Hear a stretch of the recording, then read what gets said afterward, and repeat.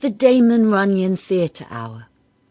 Damon Runyon is acknowledged as one of the great writers to come out of 20th century America. Runyon's short stories are almost always told in the first person by a narrator who is never named and whose role is unclear. He knows many gangsters and has no job that can be gleaned from his musings, nor does he admit to any criminal involvement.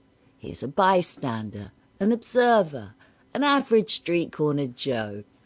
Runyon described himself as being known to one and all as a guy who is just around.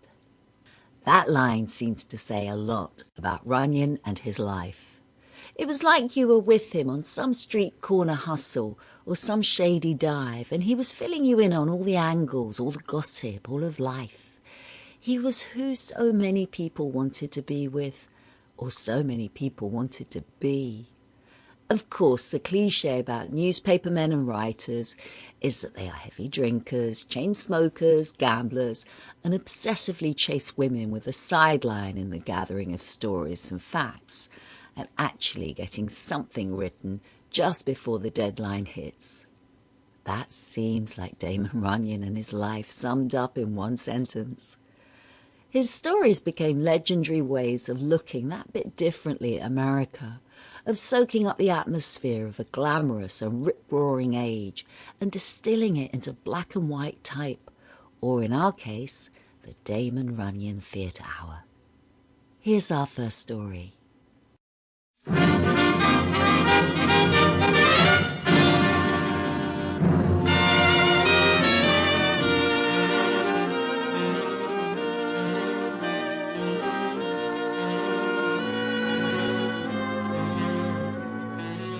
Everyone knows Broadway is in New York.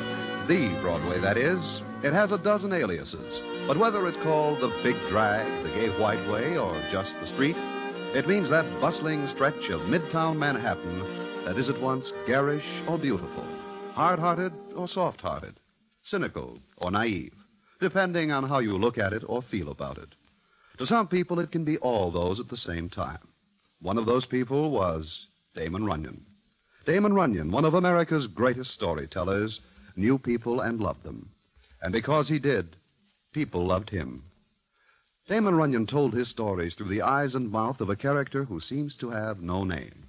We call him Broadway because Broadway seems to be his only home. And he is satisfied with it and happy. He knows all the guys and dolls, and they know him.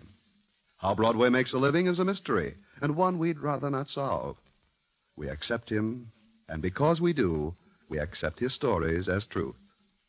Anyway, here is Broadway. Thanks. One night, I am sitting in Mindy's restaurant on Broadway, partaking heartily of some Hungarian goulash, which comes very nice in Mindy's, when in pops a guy who is a stranger to me and sits down at my table. In short, I do not know this guy. But it turns out later that we are all calling him Tobias the Terrible. And how that comes about is quite a story, which I will tell in a minute.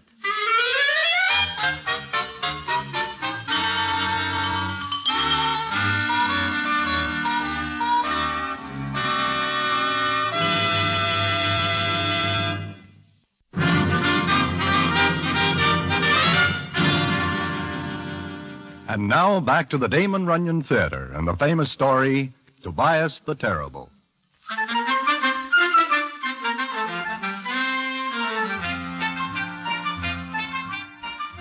As I am saying, I am partaking of Mindy's Hungarian goulash when in pops a guy who is a stranger to me and sits down at my table. I do not pay any attention to the guy, as I am busy looking over the next day's entries at Laurel. But I hear him tell the waiter to bring him some goulash, too.